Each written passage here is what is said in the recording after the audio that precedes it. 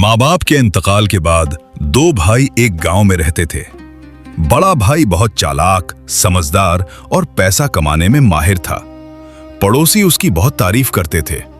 छोटा भाई अभी उम्र में कम था। वो बहुत सीधा सादा और ईमानदार था। उसे पैसा कमाने का कोई तजुर्बा नहीं था। इसी वजह से बड़ा भाई उसे हिकारत की नजर से देखता और उसका मजाक उड़ाता था।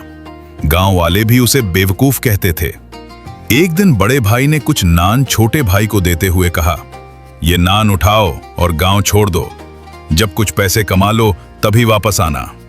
खाली हाथ इस घर में कदम मत रखना। छोटे भाई ने नान उठाए और अपनी किस्मत आजमाने निकल पड़ा। लेकिन वो जाए तो जाए कहां? उसे कुछ समझ नहीं आ रहा था। वो देर तक इधर उधर भटकता रहा। आखिर वो एक नदी के किनारे पहुंचा और वहां बैठकर नान खाने लगा।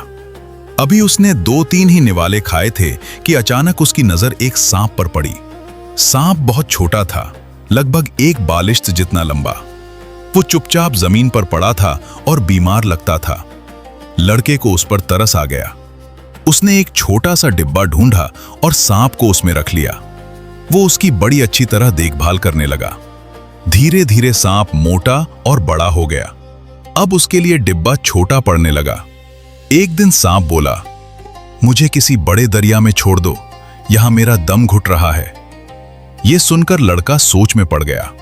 उसने कहा, लेकिन मैं तो तुम्हें बड़ा करके बेचना चाहता हूं। मेरे भाई ने कहा है, पैसे कमाए बिना घर मत लौटना। सांप ने थोड़ी देर सोचकर जवाब दिया, अगर तुम पैसे कमाना चाहते हो तो मुझे एक बड़े दरिया में छोड़ दो, मैं वहां तुम्हारी मदद करूंगा।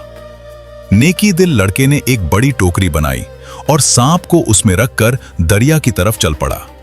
जैसे ही सांप दरिया में पहुंचा, वो एक सुनहरे अजदहे में बदल गया। पानी में लहरें उठने लगीं और वो इधर उधर तैरने लगा। फिर वो सुनहरा अजदहा लड़के के पास आया और बोला, तुम मेरे सच्चे दोस्त हो। अब मैं अपना वादा पूरा करूंगा। मैं तुम्हें एक छोटा गधा देता हूं। इतना कहते ही अचानक वहां एक गधा आ खड़ा हुआ। अजदहे ने कहा, जब भी तुम्हें पैसों की जरूरत हो, इस गधे से कहना, मुझे थोड़ा सोना चांदी दे दो।